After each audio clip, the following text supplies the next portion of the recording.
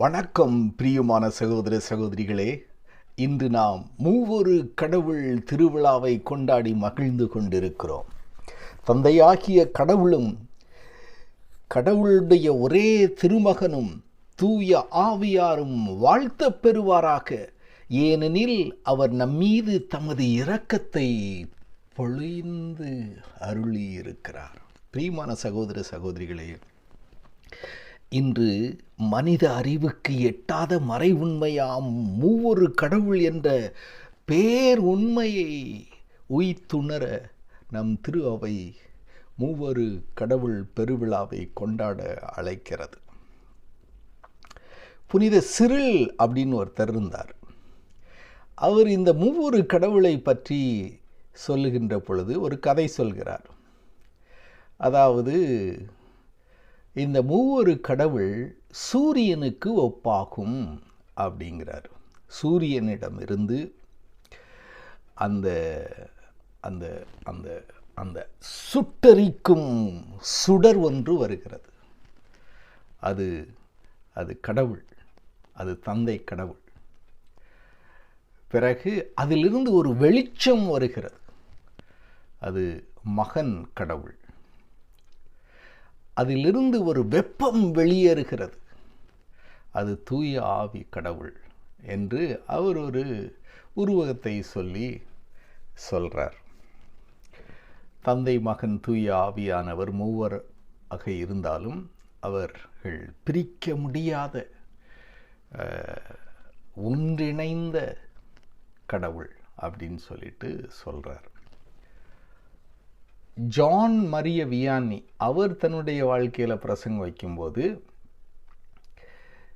இது ஒரு அந்த பீடத்தில் வச்சிருக்கிற மெழுகுத்திரிக்கு ஒப்பாக இருக்கிறது. அதில் அதில் ஒளி இருக்கிறது, அதில் நிறைய கலர் இருக்கிறது, வண்ணம். அதில் கொஞ்சம் வெதுவெதுப்பும் இருக்கிறது. அதில் ஒரு உருவகம் இருக்கிறது. அந்த அந்த மெழுகுத்திரி எரியும் போது ஒரு உருவகம் இருக்கும், வடிவில். ஆனால் ஒரே ஒரு வெளிச்சம், அது ஒரே ஒரு விளக்கு அப்படின்னு அவர் சொல்லுவார். அதே போல் அகஸ்தினார் கதையும் கேள்விப்பட்டிருக்கிறீங்க. அவர் கடற்கரையில் உட்காந்துக்கிட்டு இல்லைன்னா நடந்துக்கிட்டு, இந்த கதை எத்தனை வருஷமாக கேட்குறது, இந்த மூவொரு கடவுளை யோசித்துக்கிட்டு இருக்கிறாரு. அப்போது ஒரு சின்ன பிள்ளை கடல் தண்ணியை எடுத்துகிட்டு வந்து ஒரு நண்டு குழியில் ஊற்றிக்கிட்டே இருக்கு. என்ன செய்கிறேன்னு அகஸ்டின் கேட்குறாரு. இந்த கடலை நான் காலி பண்ணி இதில் ஊற்ற போகிறேன் அப்படிங்கிறாரு. அது எப்படி முடியும்ப்பா அப்படின்னு கேட்குறாரு. அதே போல் தான் நீயும் ஒரு பெரிய மறை உண்மையை உன் மண்டையில் போட்டுக்கிட்டு யோசித்துக்கிட்டு இருக்க. அதை எப்படி நீ அப்படியா அப்படின்னு சொல்லிவிட்டு அவர் மறைஞ்சு போயிடுறாரு. இவருக்கு அப்போ தான் புத்தி வருது, நம்முடைய சின்ன மண்டைக்குள்ளே ஒரு பெரிய கடவுளை யாருன்னு அறிந்து கொள்ள முடியாது அப்படின்னு அவர் யோசித்துட்டு கடைசியில் எழுதுகிறாரு. இந்த இந்த இந்த அறிவுக்கு எட்டாத கடவுள் அன்பாய் இருக்கிறார். ஓகே, அவர் தந்தை இறைவன் கடவுள் என்றால் அவர் அன்பாய் இருக்கிறார். மகன் இறைவன் அன்பு செய்யப்படுகிறார். தூய ஆவி இறைவன் இந்த அன்பிலிருந்து வெளிப்படுகிறார் அப்படின்னு சொல்லிட்டு எழுதி முடிக்கிறார். 4வது நூற்றாண்டில் வாழ்ந்த ஒரு பெரிய மடாதிபதி, அவர் கடவுளை யாராலும் புரிந்து கொள்ள முடியாது அப்படிங்கிறார். கடவுளை புரிந்து கொண்டால் அது கடவுள் அல்ல, அவர் கடவுளாக இருக்க மாட்டார் அப்படின்னு சொல்கிறார். அதனால் இன்றைக்கி இந்திய தேசத்தில் 33 கோடி தேவர்கள் கடவுள் இருக்கிறார் அப்படின்னு சொல்லிட்டு வழிபடக்கூடிய இந்த தேசத்தில் பிரியமான சகோதர சகோதரிகளே, நாம் கடவுளை மூவொரு கடவுள் என்று கொண்டாடுறதுல நமக்கு ஒரு கஷ்டமும் இருக்காது. ஆகையினால இந்த மூவொரு கடவுள் எவ்வளவுதான் நம்ம சிந்தித்தாலும் தியானித்தாலும் படித்தாலும் கடைசியில் நம்ம சொல்லக்கூடியது, இவரை பற்றி எனக்கு ஒன்றும் தெரியலையே அப்படின்னு தான் சொல்ல முடியும். இருந்த போதிலும் பிரியமான சகோதர சகோதரிகளே, இன்று இந்த தந்தை மகன் தூய ஆவியானவர் மூவொரு கடவுளாக இருக்கிறார் என்று அந்த நைசியாவில் நடந்த அந்த சங்கத்தில் அவர்கள் முடிவு செய்கிறார்கள். ஓகே, மூவொரு இறைவன் மூன்று ஆட்களாக இருக்கிறார். ஆனால் ஒரே இறைத்தன்மை, ஒரே ஞானம், ஒற்றுமையாக இருக்கிறார்கள். ஒரே கடவுள், மூன்று ஆட்கள், தந்தை மகன் தூய ஆவி. ஒவ்வொருவரும் கடவுள். தந்தை கடவுளா கடவுள், மகன் கடவுளா கடவுள், தூய ஆவி கடவுளா கடவுள். தந்தை யார்? உலகத்தை படைத்தவர். மகன் யார்? இந்த பாழாய் போன இந்த உலகத்தை மீட்டெடுத்தவர். தூய ஆவியார் யார்? இந்த உலகத்தை மீண்டும் புதுப்பித்து கொண்டு வழிநடத்தி கொண்டிருக்கிறவர். என்றெல்லாம் சொன்னாலும் நாம் கடவுளை நம்முடைய மனதுக்குள்ளோ இதயத்துக்குள்ளோ உள்ளடக்கிவிட முடியாது. இந்த கடவுள் மூவொருவரும் சமமான கடவுள். இதில் சண்டையெல்லாம் கிடையாது. ஓகே, தந்தை பெரியவரா, மகன் பெரியவரா, தூயாவி பெரியவரா அப்படின்லாம் கிடையாது. ஓகே, தந்தையா மகனா தூய ஆவியா என்ற பட்டிமன்றம்லாம் இங்கெல்லாம் வைக்க முடியாது. ஏன்னா எல்லாருமே சமம். எல்லாருமே சமம். எல்லாரும் எல்லாருக்குள்ளே இருக்கிறாங்க. எல்லாரும் எல்லாருக்குள்ளே இருக்காங்க. எல்லா இடத்துலையும் இருக்கிறாங்க. ஆகையினால பிரியமான சகோதர சகோதரிகளே, கிறிஸ்மஸ் கொண்டாடுறோமா, தந்தை மகன் தூய ஆவி இருக்கிறார். ஓகே, அதில் அந்த கபிரியேல் தூதர் வாயிலாக தந்தை செய்தியை அனுப்புகிறார். அங்கே தூய ஆவியை நிழலிடுகிறார். அங்கே மகன் பிறக்கிறார். ஓகே, அந்த இறக்கின்ற தருவாயிலும் தந்தை மகன் தூய ஆவியானவர் இருக்கிறார். அந்த பெரிய வெள்ளிக்கிழமை அன்னைக்கு தந்தை தன்னுடைய மகனை பலியிடுகிறார். மகன் தன்னையே பலியிட கொடுக்கிறார். அதிலிருந்து தூய ஆவியானவர் இந்த உலகத்திற்கு புறப்படுகிறார். அதேபோல் விண்ணகம் ஏறின அந்த நிகழ்ச்சி, பெந்தகோஸ்தே நாள், எல்லாவற்றிலுமே இந்த தந்தை மகன் தூய ஆவியான கடவுள் இருக்கிறார்கள். அதனால் அவங்கள பிரிக்கவே முடியாது. அவங்களாம் சமமானவர்கள், ஒன்றித்தவர்கள். அதனால் பிரியமான சகோதர சகோதரிகளே, இன்றைக்கி திருப்பலியில் எல்லா ஜெபங்களும் அந்த தந்தை மகன் தூய ஆவியானவரை நோக்கியே இருக்கும். ஒவ்வொரு நிகழ்ச்சியும் நாம் தொடங்குகின்ற பொழுது தந்தை மகன் தூய ஆவியானவர் பெயரால் தொடங்குகிறோம். நம்முடைய திருமுழுக்கு அதுவும் தந்தை மகன் தூய ஆவியானவருடைய பெயரால் கொடுக்கப்படுகிறது. நம்முடைய பாவ மன்னிப்பு அதுவும் தந்தை மகன் தூய ஆவியானவரால் நம்முடைய பாவங்களெல்லாம் மன்னிக்கப்படுகிறது. ஆகையினால இந்த தந்தை மகன் தூய ஆவியானவர் தான் நம்முடைய விசுவாசத்தினுடைய மையம். விசுவாசத்தினுடைய மையம். உலகம் முழுவதும் ஆலயங்களில் மணி அடிக்கின்ற பொழுது 3 முறை திரிகால ஜெபம் என்று சொல்வார்கள்.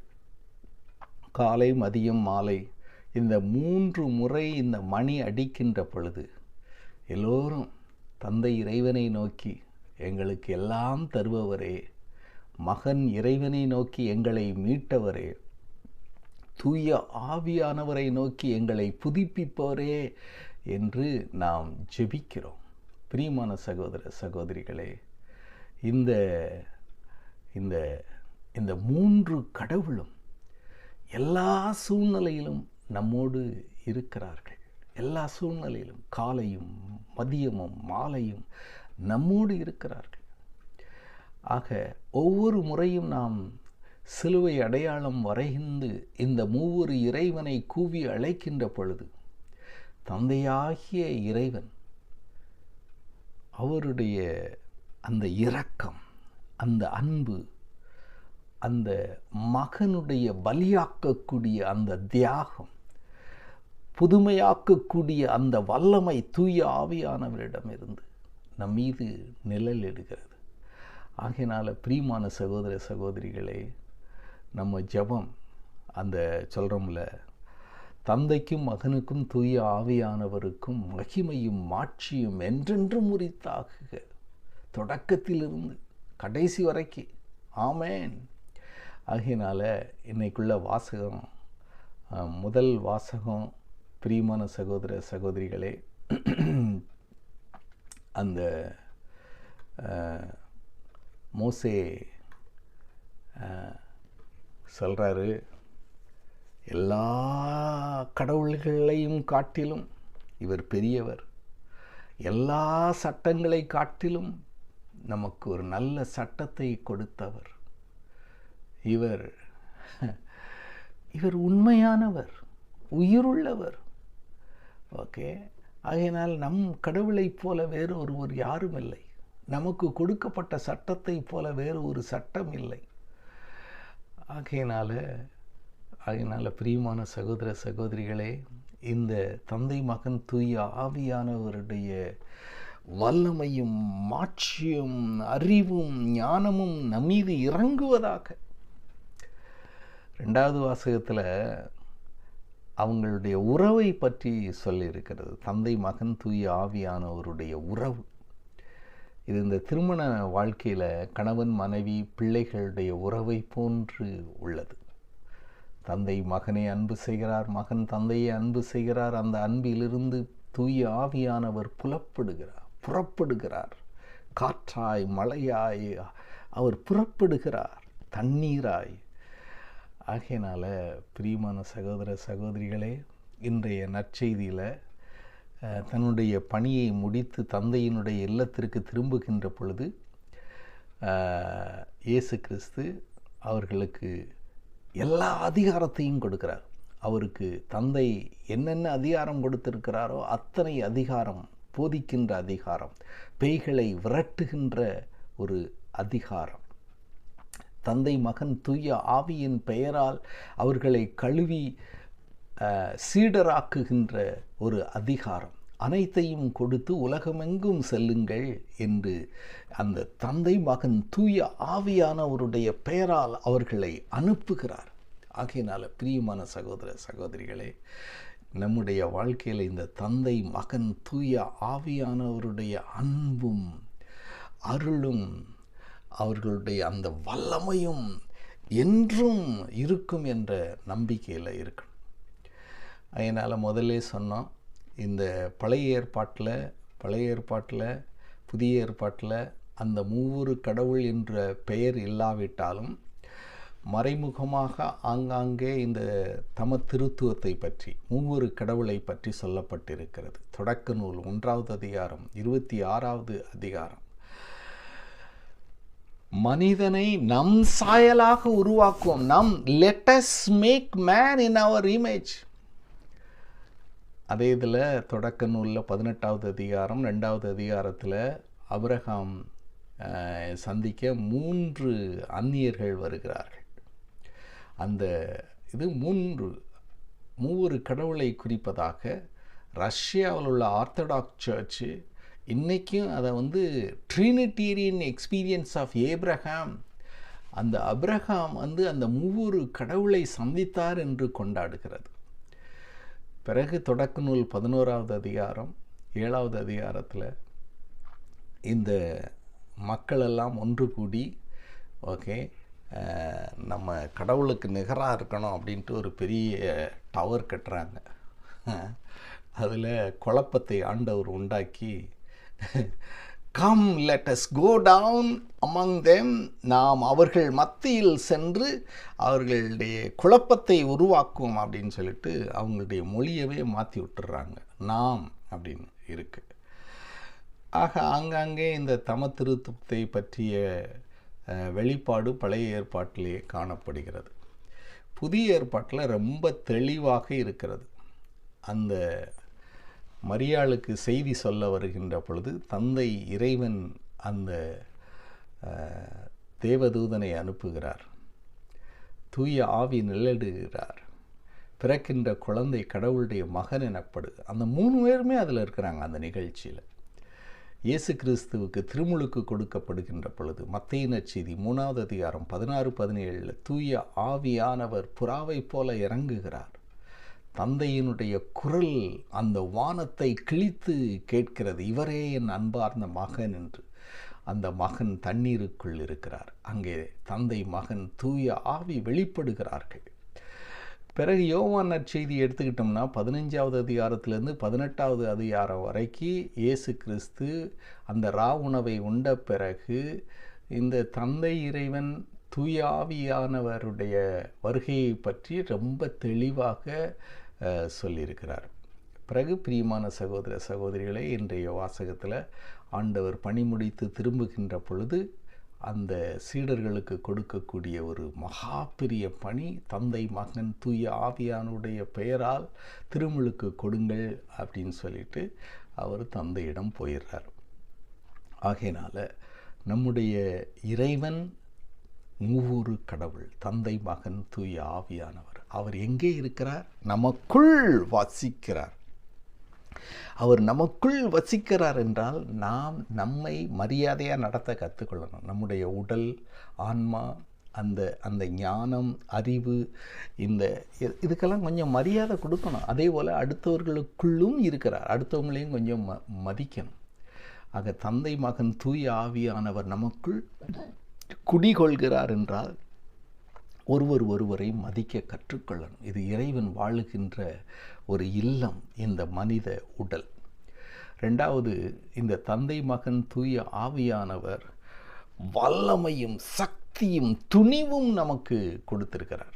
ஆகையினால எந்த பிரச்சனை வந்தாலும் இந்த தந்தை மகன் தூய ஆவியானவரை கூவி அழைத்து இந்த பிரச்சனையை தீர்த்து வையும் என்று நீங்கள் ஜெபிக்கின்ற பொழுது அது அகலும். ஒவ்வொரு மறைசாட்சியரும் கொலைக்களத்துக்கு இழுத்து செல்லப்படுகின்ற பொழுது சங்கீதம் 46:7-11 உறக்க சொல்லி இருக்கிறார்கள்.